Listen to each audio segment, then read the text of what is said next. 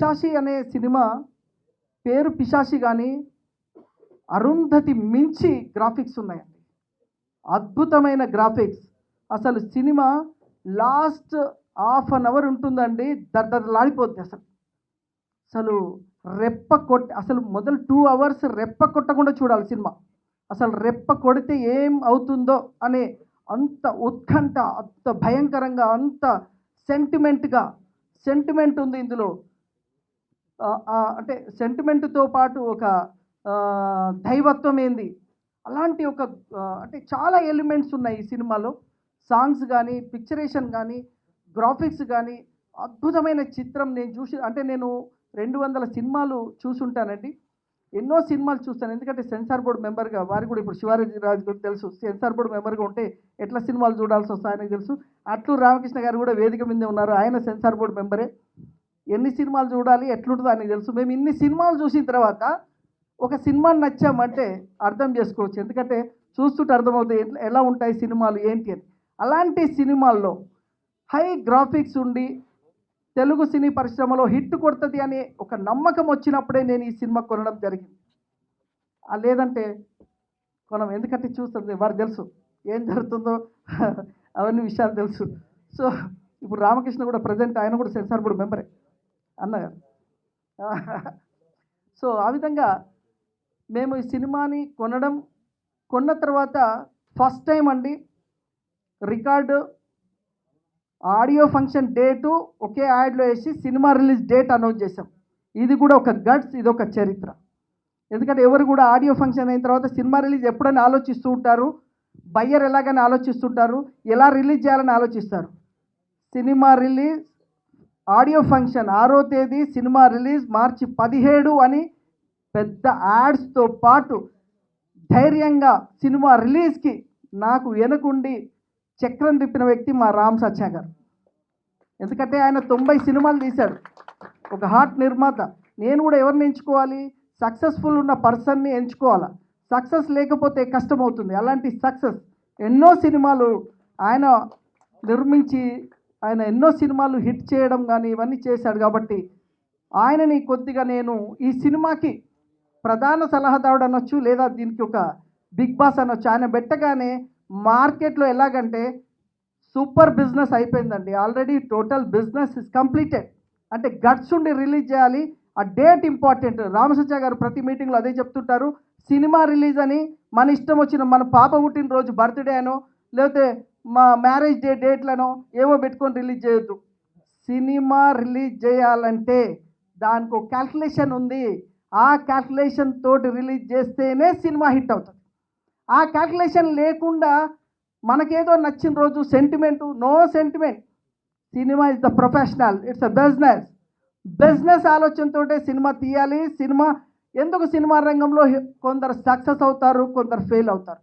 సినిమాని సినిమాగా, ప్రొఫెషనల్గా, ఒక కమర్షియల్గా, అంటే ఒక డెడికేషన్గా, డిసిప్లిన్గా చేస్తే ఈ సినిమాలో ఉన్నంత వ్యాపారం, ఇంత సక్సెస్ఫుల్, ఇంత మీడియాలో వచ్చే ఎవ్రీథింగ్ ఇంకా ఏ రంగంలో 1000 కోట్ల కంపెనీ రన్ చేసినా కూడా రానిది కేవలం ఒక సినిమా హిట్తో వస్తుంది.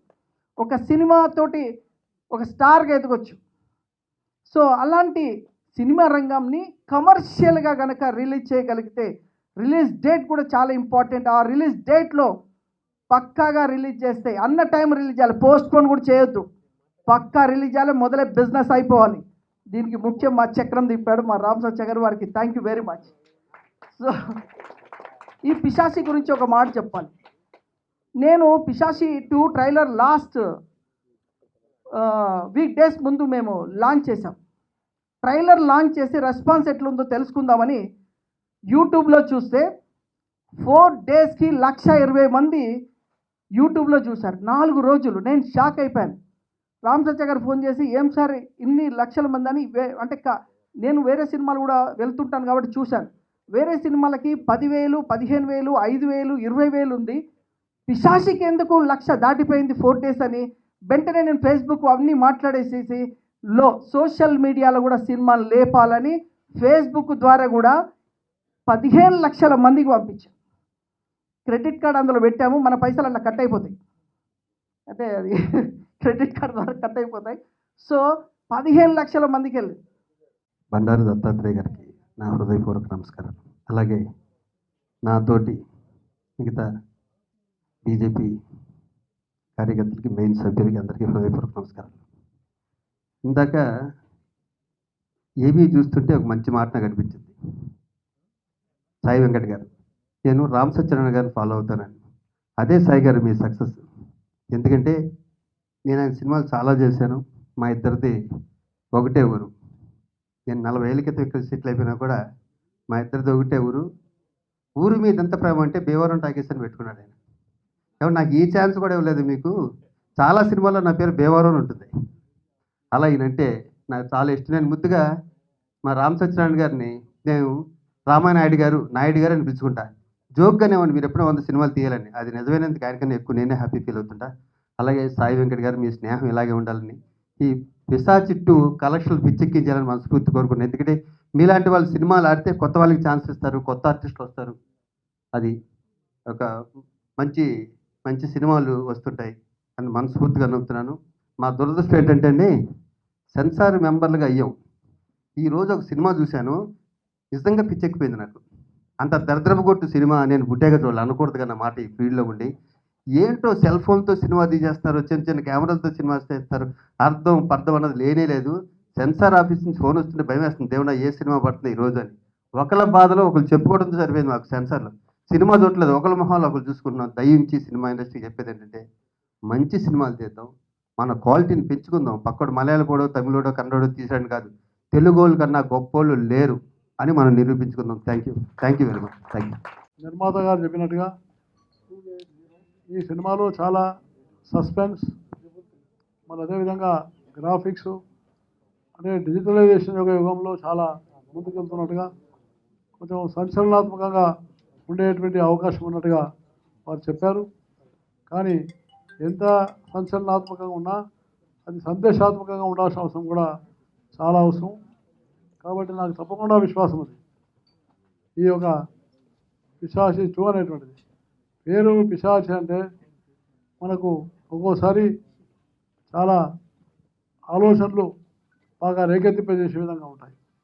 అందువల్ల ఈ పిశాచి 2 అనేటువంటి దాన్ని ఒక నూతనమైనటువంటి ఆలోచనతో, ఒక న్యూ క్రియేషన్గా ప్రేక్షకులకు అన్ని ఆద్యంతాలన్నీ కూడా ఆశ్చర్యకరంగా రగులు కొలిపే విధంగా ఈ సినిమా తప్పకుండా ఉంటుందని నేను హృదయపూర్వకంగా భావిస్తూ, ఈ సినిమా పూర్తిగా విజయవంతంగా ఆంధ్రప్రదేశ్, తెలంగాణ, మన సినీ తెలుగు మొత్తం దేశంలో ఉన్న ప్రేక్షకులందరికీ ఇది తప్పకుండా ఆకర్షణీయంగా ఉండాలని నేను హృదయపూర్వకంగా కోరుకుంటూ, ఇది విజయవంతంగా నడవాలని కూడా నేను కోరుకుంటున్నాను. కర్ణాటక నుంచి మనం డబ్బింగ్ సినిమా అయినా ఇది ఒక నూతనమైనటువంటి విధంగా తీసుకున్నారు కాబట్టి ఇది తప్పకుండా మంచి మనకు అవకాశం ఇచ్చేటువంటి సినిమాగా ముందొస్తుందని నేను భావిస్తూ, మరి లయన్ సాయి వెంకట్ గారికి నేను హృదయపూర్వకమైనటువంటి శుభాకాంక్షలు తెలియజేస్తూ సెలవు తీసుకుంటాను. జై హింద్. ఇంతకుముందు శివాజీ రాజా గారు మాట్లాడుతూ రామ్ సత్య గారు వారి ఊరని చెప్పారు. మరి సాయి వెంకట్ గారు మా జిల్లా అయ్యారు. నేను కూడా అదే జిల్లా, మాది ఈ మధ్య మారింది, మాది సూర్యాపేట అయింది. ఇప్పుడు నల్గొండ మిగిలింది. రామపేట నల్గొండ ఉంది ఇప్పుడు, యాదాద్రి నల్గొండ యాదాద్రి అయింది, మాది సూర్యాపేట అయింది. కాబట్టి పిశాచి ట్రైలర్ చూసినా, ఆడియో చూసినా చాలా అద్భుతంగా ఉన్నది. ముఖ్యంగా లొకేషన్స్, పిక్చరేషన్ లొకేషన్ చాలా బాగున్నది. డెఫినెట్గా సినిమా కూడా బాగుంటుంది అని నాకు పూర్తి నమ్మకం ఉంది. సినిమా కానీ పాటలు కానీ మంచి సక్సెస్ని చూడాలని చెప్పి నేను కోరుతూ, మంచి సినిమాని నిర్మించానని ఈరోజు అవార్డు వచ్చాక కానీ నేను తెలుసుకోలేకపోయాను. అలాగే ఈ పిశాచి 2 అంటే ఒక మంచి సినిమా సత్యనారాయణ గారు సజెస్ట్ చేశారు అని అంటే అది చాలా మంచి సినిమా అవుతుంది. నేను స్టార్ట్ చేసే ముందు కూడా ఆయన ఎన్నో సలహాలు నేను తీసుకున్నాను. రమ్య, నువ్వు ఆడపిల్లవమ్మ, కొంచెం జాగ్రత్తగా చెయ్యి అని చెప్పినప్పుడు, లేదు సార్ నేను కేర్ఫుల్గానే చేస్తాను, మీ ఆశీర్వాదం ఉండాలి కానీ అని రామ్ సత్యనారాయణ గారితో సంప్రదించడం జరిగింది.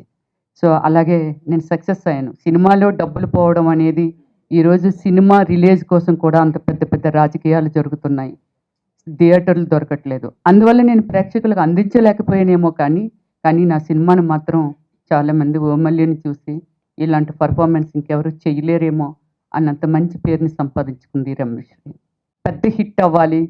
అలాగే మన కేంద్ర మంత్రివర్యులు కానీ, లేకపోతే మన తెలంగాణ రాష్ట్ర మంత్రివర్యులు కానీ దయచేసి చిన్న సినిమాల్ని, పెద్ద సినిమా చిన్న సినిమా ఉండదు, సినిమా ఆడటానికి హిట్ అవ్వటానికి ప్రేక్షకుల ఆదరణ కావాలి. అందువల్ల ఏమిటంటే దయచేసి మీ అందరి సపోర్టు చిన్న సినిమాలకు కావాలని కోరుకుంటూ సెలవు తీసుకుంటాం. రోజున అనేక సినిమాలు చేసినటువంటి సాయి వెంకట్ గారు మరొకసారి పిశాచి 2 తోటి మరొకసారి సినీ రంగంలో మరి మెరుపులు మెరిపించాలని చెప్పి ఆయన రావటం నిజంగా చాలా అభినందనీయం. వారు గతంలో ఎన్నో కార్యక్రమాలు చేసి మరి Telangana film corporation, film development, film chamber సంబంధించినటువంటి అభివృద్ధి కోసం పనిచేస్తున్నటువంటి, నిర్మాతల మండలి అభివృద్ధి కోసం పనిచేస్తున్నటువంటి సాయి వెంకట్ గారు మరెన్నో విజయాలు సాధించాలని, అద్భుతంగా ముందుకెళ్లాలని, అదేవిధంగా ఈ పిశాచి 2 కూడా విజయం సాధించాలని చెప్పేసి ఈ సందర్భంగా నేను కోరుకుంటూ